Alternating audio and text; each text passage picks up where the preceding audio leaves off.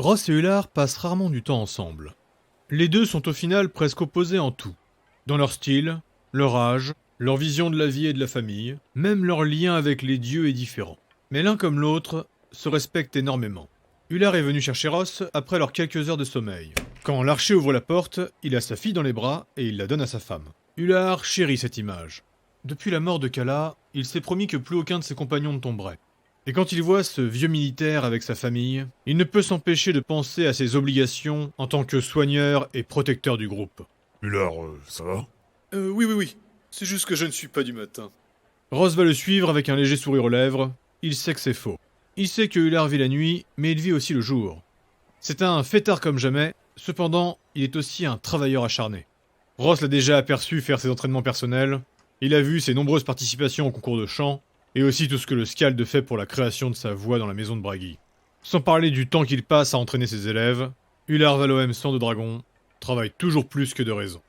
Alors qu'ils approchent du commissariat et que Ross réfléchit à l'interrogatoire à venir, Ross demande. Hullard, est-ce que tu veux l'envoûter? Ou est-ce que tu veux qu'on le drogue? Ou alors on le fait simplement? Les drogues, j'ai du mal, et il y a parfois des réactions indésirables. Et ne me demande pas comment je sais ça. Pour ce qui est de l'envoûtement, c'est compliqué. S'il rate, nous finirons avec quelqu'un de très hostile, voire de très braqué. De plus, il est peut-être fatigué, mais pas assez. Et mentalement, je pense qu'il est préparé à l'assaut. Il y a donc de grandes chances qu'il résiste. Je préfère qu'on utilise la magie qu'en dernier recours. Ça me convient tout à fait. Une odeur divine les attend alors qu'ils rentrent dans la salle privée du commissariat. Ce matin, Ilyes leur a préparé des petits gâteaux et les a laissés en cadeau. Ross en raffole, il en prend une grosse part. Quel luxe! Hullard lui va jusqu'aux cellules pour récupérer le sombre flot. Ce dernier n'a pas eu de chance, il est dans l'une des pires. Alors, la torture. En Midgard, oui, c'est permis. La limite à son utilisation ne va dépendre que de la personne qui interroge. Et là, la cellule a été choisie par le capitaine Graner des Sombres Flots, et derrière ses sourires, ce nain n'a pas d'état d'âme. Le pauvre prisonnier est toujours cul nu, et il a passé la matinée attaché dans une bassine. Tout est disposé pour qu'il soit presque entièrement dans l'eau, et qu'il ait l'impossibilité de s'asseoir. Il y avait des cellules plus simples de disponibles, mais le capitaine a insisté pour le mettre dans celle-ci. Au total, avec le Sombre Flot et les membres du Nouvel Ordre, il y a 6 autres prisonniers qui attendent leur procès. La petite prison du Léviathan est remplie de moitié pour l'instant. Et de façon générale, les prisonniers sont relativement bien traités. Mais là encore, ça dépend de qui gère la prison. Chez les Pierres Étoilées, en dehors de Shinsu, et un peu d'Hullard, notre groupe aura toujours tendance à tendre vers la bonté. Ilyes est une Valkyrie, donc on ne pose même pas la question. Ross, lui, est peut-être un militaire, mais il est très empathique. Et enfin, Raylork, c'est peut-être un bourrin, mais il a le cœur sur la main. Hullard ouvre la porte du cachot et fait sortir le nain de l'eau. Pour l'instant, dites-vous que vous avez de la chance, car c'est nous qui vous interrogeons. Mais sachez que si ça se passe mal, vous aurez affaire à un Frostalf en colère. Et croyez-moi, entre son épée et lui, ça ne va pas être du joli. Il amène et il installe le sombre flot au milieu de la salle. Ross a gentiment préparé une serviette pour qu'il s'essuie et un pantalon pour qu'il s'habille. Le nain prend quelques secondes pour se sécher, puis il enfile le bas trop long. Hullard s'installe en face de lui, tandis que Ross reste debout. Quand le nain lève la tête, le Valkyne lui jette une part de gâteau. Puis le sombre flot les dévisage un long moment. Hullard comprend qu'il essaye de les jauger et il se demande ce que cherche ce dernier. Ross se lance. Pourquoi prendre le Léviathan alors que vous saviez ce qui allait arriver? Le nain avale une bouchée tout en regardant ses pieds. Je savais pas. Hullard s'avance sur son siège. Et comment auriez-vous pu l'ignorer? Cela fait des années que je suis emprisonné. Ross et Hullard échangent un regard. Le Valkyne prend une chaise et s'approche. Vous êtes un des prisonniers qui va être exilé?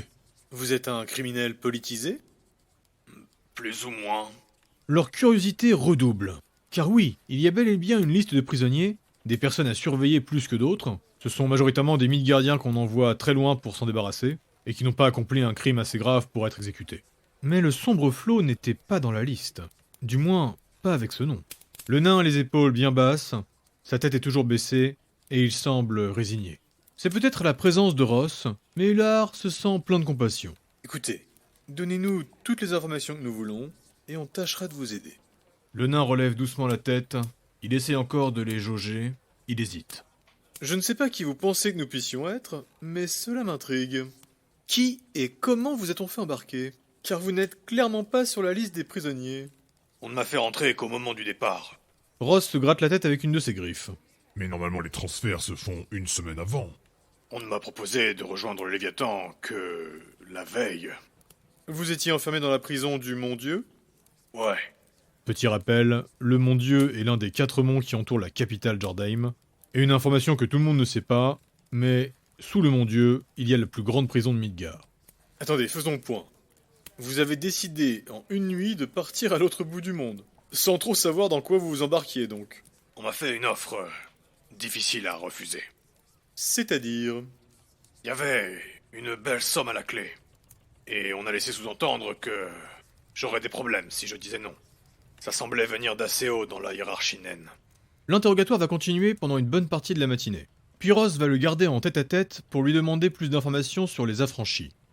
Quand Ross en a terminé avec lui, il l'enferme dans une cellule plus respectueuse et retourne auprès du lard. Le Scald termine le compte-rendu et il y ajoute beaucoup d'annotations. Ross s'assoit à côté de lui. Ok. C'est bel et bien un complot. T'avais raison. Bien vu. Eh oui, mais je ne comprends toujours pas l'intérêt du nain.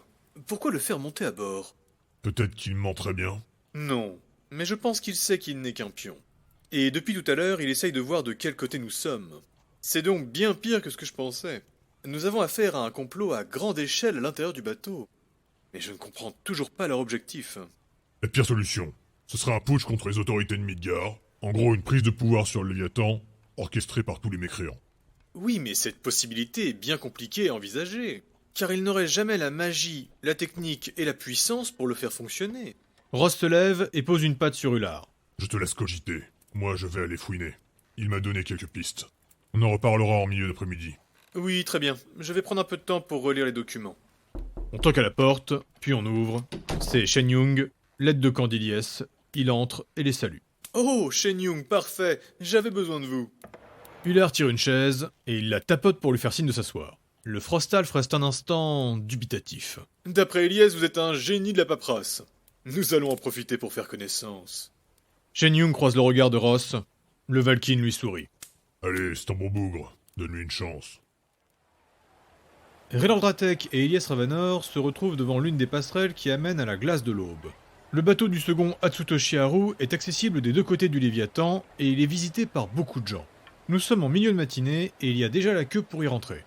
Alors que nos 2 pierres étoilées doublent les gens en montrant leur badge, Raylork remarque admiratif. C'est quand même beau qu'il mette à disposition son bateau pour aider les classes inférieures.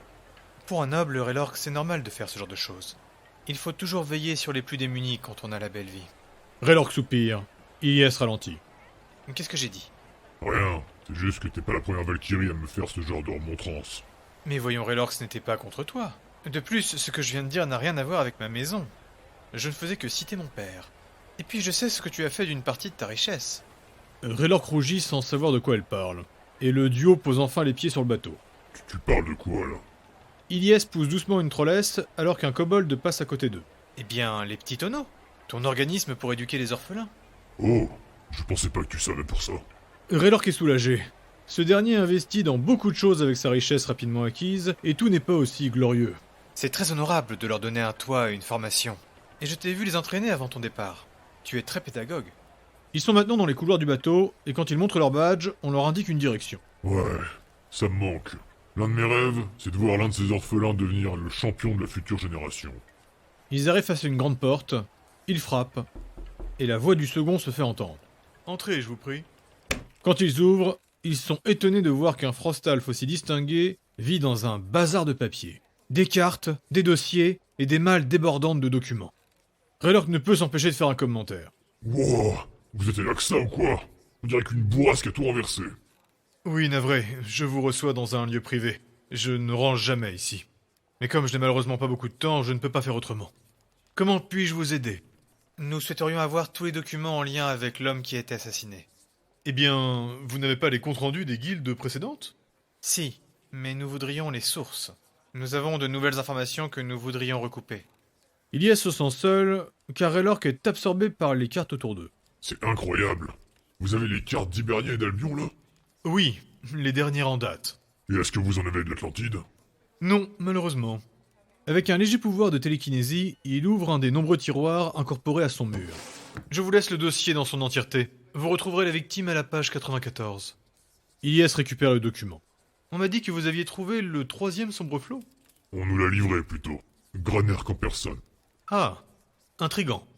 Et est-il vrai que vous avez déjà capturé les chefs du Nouvel Ordre? C'est exact. Une guilde noire en moins, pour ainsi dire. Mais avec eux, nous avons d'autres points à éclaircir. Je suis impressionné par votre efficacité. Et qu'en est-il des affranchis? Quelqu'un frappe à la porte. Entrez. C'est la Valkyne tachetée Urenrir qui rentre dans la salle. Pour rappel, c'est la prêtresse d'Eir de chez Ruby qui a créé le groupe d'intervention contre les stupéfiants. Eh bien, vous tombez à point nommé. Nous allions justement parler des affranchis, et c'est en lien direct avec votre problématique. La prêtresse s'avance et salue Ilyes. Raylork, lui, est toujours occupé par les cartes. Là encore, les informations qui vont être partagées seront très inquiétantes.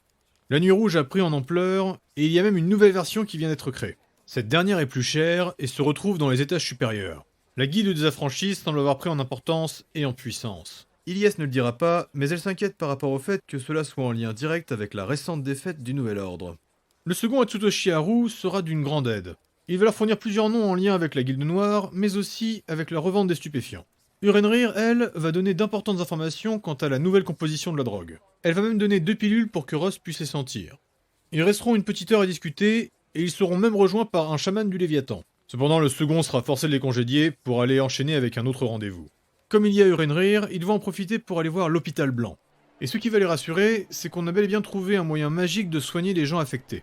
Mais les patients continuent d'affluer. Urenrir s'insurge en voyant leur état.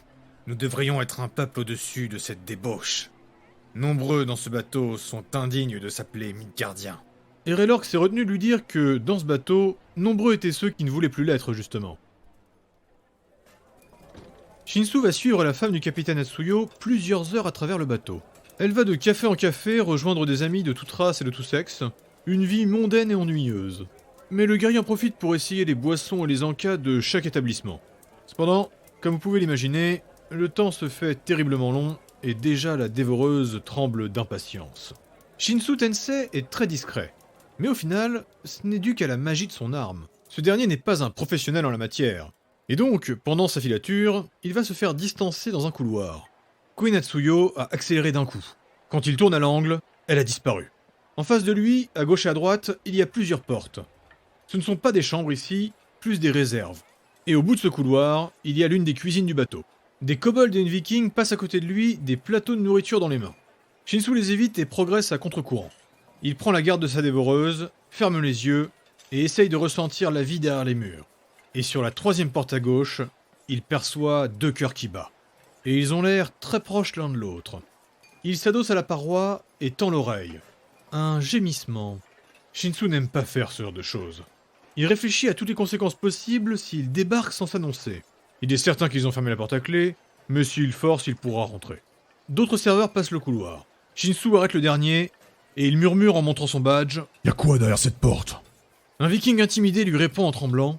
C'est les stocks de farine et d'épices. Je n'y ai pas accès, je suis désolé, Dégage. Shinsu enfonce la porte. Un jet de fumée obstrue sa vision, et le cri d'une femme l'assourdit. Et d'un coup d'un seul, il sent la 2e présence vivante disparaître. Il s'est échappé par un autre accès, mais sa perception de la vie est trop limitée pour comprendre par où. Il passe à l'aveugle la fumée, elle est blanche et épaisse, il attrape un bras, puis quelque chose de mou. Et Shinsu Tensei se fait gifler. Comment osez-vous? Donnez-moi votre nom, Midgardien, et vous allez voir ce qui... Elle s'arrête alors que la fumée se dissipe lentement. Et Shinsu comprend maintenant qu'il a attrapé le sein de Queen Atsuyo. Il laisse sa main dessus alors qu'il est en train de constater que la fumée est d'origine magique. Puis il baisse les yeux sur elle, elle est presque nue, il la lâche et montre son insigne. Je suis navré, je croyais avoir entendu... Fermez la porte, bloquez-la avec un meuble, et prenez-moi tout de suite. Sinon je raconte tout à mon époux. Shinsu est un homme d'action, qui n'a jamais froid aux yeux. Mais là, il lui faut un peu de temps pour analyser la situation. Il faut dire que depuis quelques mois, les Frostal font une grande attirance pour lui. Donc ce n'est pas la première fois. Pour se laisser un petit moment de réflexion, il va dans un premier temps fermer la porte et la bloquer avec une petite table en chêne. Mais alors qu'il se retourne pour essayer de calmer le jeu avec Queen Atsuyo, elle se jette sur lui. Après, je veux dire... je suis qu'un mortel. C'est ce que Shinsu explique devant une Ilyes bouche bée, un Ross horrifié et 2 crétins euphoriques. Ular sèche des larmes de rire.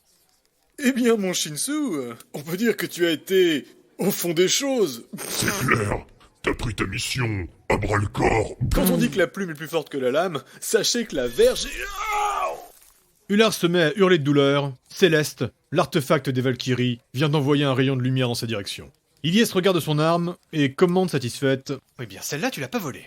Et toi, Raylork, quelque chose à rajouter? Non madame. Bref, on a fait ce qu'on a fait. Elle dira rien, mais c'est clair que cette femme a des pulsions. Et juste après l'action, j'ai pu récupérer ça. Shinsu jette une écharpe à Ross. C'est quasiment certain que c'était au mec qui était là avant. Ross renifle et approuve d'un hochement de tête. Et si tu veux comparer les odeurs, j'ai aussi récupéré ça. Shitsu jette une petite culotte. Ross la récupère, mais désapprouve silencieusement. C'était pour que tu puisses éliminer son odeur à elle. Ouais. Un gant aurait été suffisant. Elle voyage léger. Comme deux ânes au fond de la classe, Raylork et Ular se retiennent de rire. Et lorsque Ilyes les braque d'un regard sévère, le scalde rétorque. On n'a rien dit, là. Shinsu reprend. Donc pour faire simple, j'ai pu trouver par où l'autre est sorti. C'était une trappe kobold qui a été agrandie. Le type connaissait son histoire. Et de plus donc, c'est un lanceur de sorts. Raylork confirme. Il est vrai qu'une fois que quelqu'un a goûté au plaisir de la chair avec un magicien, il est difficile de repartir en arrière. Logique. Shinsu désapprouve. Je maîtrise pas la magie, et pourtant elle veut me revoir absolument. Raylork le félicite silencieusement. Une clameur se fait entendre dans le reste du commissariat. Ular se lève avec grâce et il ouvre la porte pour entendre de quoi il retourne. Un des gardes se précipitait justement à leur porte. Messire, il vient d'avoir une attaque dans la salle des machines. Sans un mot, les pièces volées se lèvent comme un seul homme et accourent. Alors qu'ils se dirigent au pas de course, escortés par des gardes du Léviathan, ils peuvent entendre une description bien étrange. Un grand troll encapuchonné, avec une lance à la pointe dorée, a fait irruption dans la zone des ingénieurs et s'est mis à tout fracasser. Raylork pense à voix haute. Vous croyez que c'est le chaos? Si c'est lui, c'est chaud. Ular rajoute. Je ne sais plus si je dois me réjouir, mais là on baigne en plein délire. Il passe plusieurs couloirs en trombe, hurlant pour se faire de la place. Ilyes reste silencieuse. Une attaque aussi frontale ne veut dire qu'une chose. Ular avait raison. Et un plan se met en action.